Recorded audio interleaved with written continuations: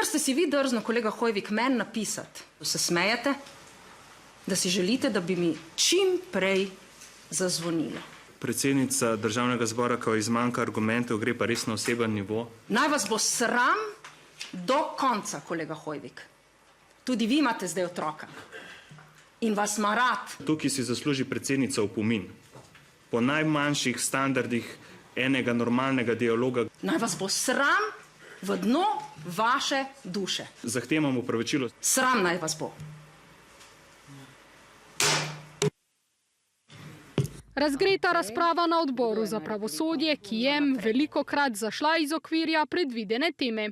To je bila sprememba zakonodaje zaradi primera Klemna Jakliča, ko je kot ustavni sodnik 5 let imel tudi popoldanski SP, kljub temu, da je ustavnim sodnikom pridobitna dejavnost prepovedana. A je Jaklič takrat zatrjeval, da je kot samostojni podjetnik opravljal raziskovalno delo, kar da mu zakonodaja dopušča. Je seveda, kako ne rečem, vrgel kar velik madež, ne samo na svojo funkcijo, ampak na celotno ustavno sodišče. Boste za vsakega davčnega utajevalca prišli s posebnim zakonom? Boste? Ne boste, ne, da veseda ne, ker bi Janković bil morda prvi, ne?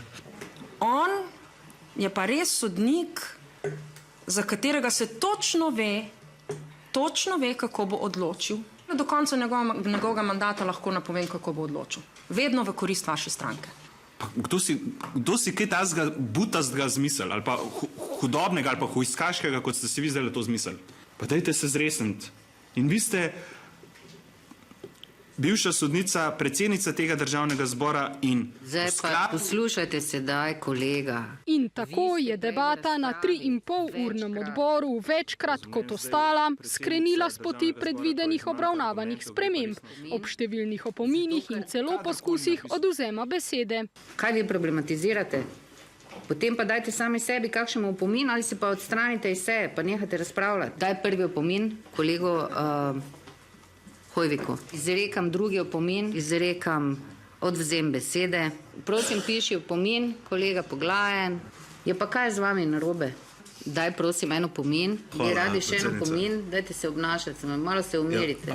Še zdaleč neumirjena debata pred 10 dnevi se je razgreta končala in nadaljevala včeraj, a vsebinsko nekaj dosti bolj uspešno. Obnašajte se kulturno. Poskušajte. Čeprav vem, da vam to gre težko od rok. Bi bilo pametno, če bi najprej govorila zakonodajno-pravna služba. Tudi sedaj ste začeli, gospod Tanko, z vsem drugim, razen za vsebinsko razpravo. Zakonodajno-pravna služba je do predloga Klakočar Zupančičeve sicer kritična, saj da bi ta lahko bil neustaven. Je že veljavna ureditev kompleksna, predlog zakona pa te kompleksnosti sploh ne odpravlja, ampak jo še poglablja. Res upam, da bo novela zakona, če bo sprejeta, šla v presojo Ustavnemu sodišču. A poslanci včeraj po 2-urni razpravi o predlogu sploh niso glasovali.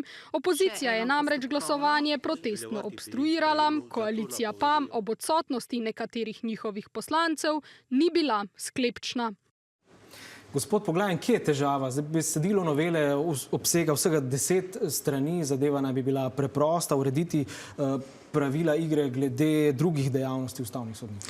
Glejte, pri omenjenemu predlogu zakona, ki smo ga imenovali lahko kar Lex Jaklič, je potrebno pogledati tudi kronologijo. Se pravi, če se vrnemo v lansko leto, se pravi 19.4.2024, je Urška Klakočar Zupančič takrat javno pozvala gospoda dojnega doktorja Klemena Jakliča k odstopu zaradi navedb, da naj bi kršil, se pravi 35. člen zakona o integriteti in boju proti korupciji oziroma proti korupcijskemu zakonu.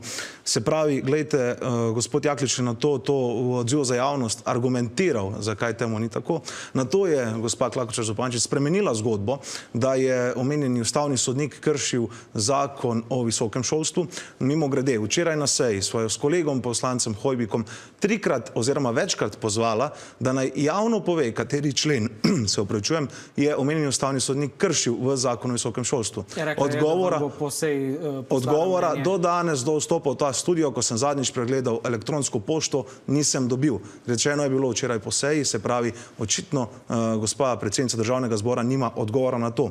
Da se pa vrnem na sama mnenja. Poglejte, v roki imam mnenje Ustavnega sodišča, kjer eklatantno piše, da je Ustavno sodišče zadržano do predlaganega zakona. Sedaj pa si bom dovolil en citat.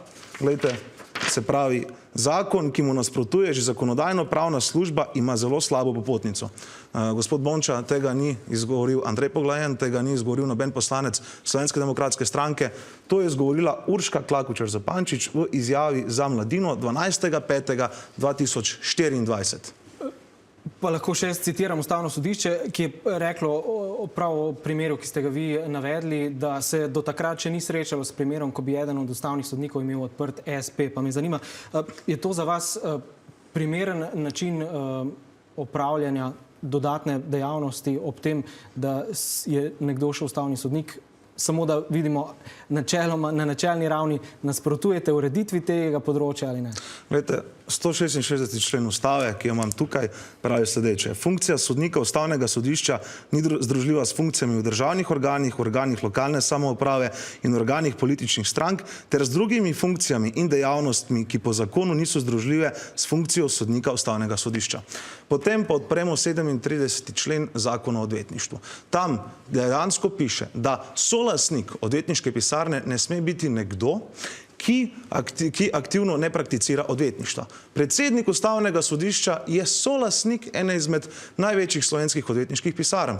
Povejte mi, zakaj tega zakona ne bi uredili tako, da bi naslavljal vse te segmente? V Slovenski demokratski stranki smo podali dva predloga. Prvi je bil predlog o umiku zakona, da se usedemo, posvetujemo in skupaj v Državnem zboru predlagamo zakon, ki bo naslavljal vse te anomalije.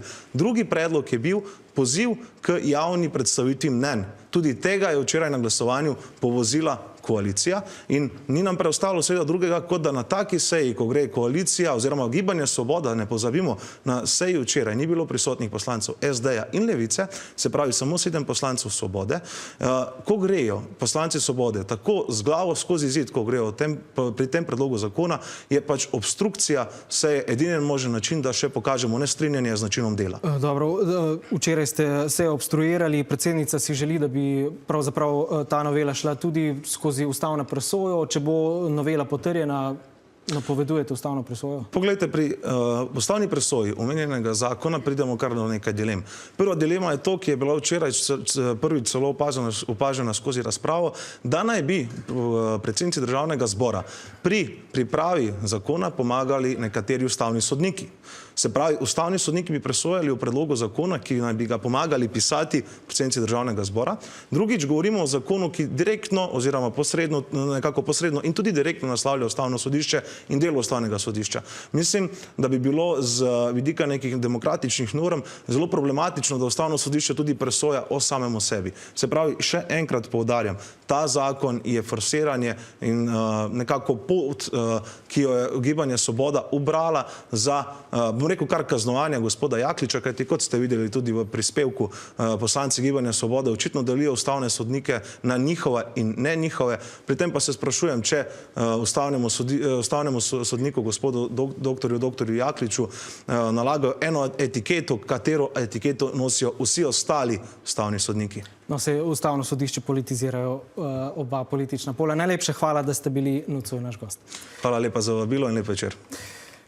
Vdajo smo povabili tudi predsednico Državnega zbora Urško Klakočar Zupančič, ki je kot poslanka vložila novelo zakona o parlamentarni postopek, a se zaradi svoje funkcije ni želela soočiti s poslancem SDS-a.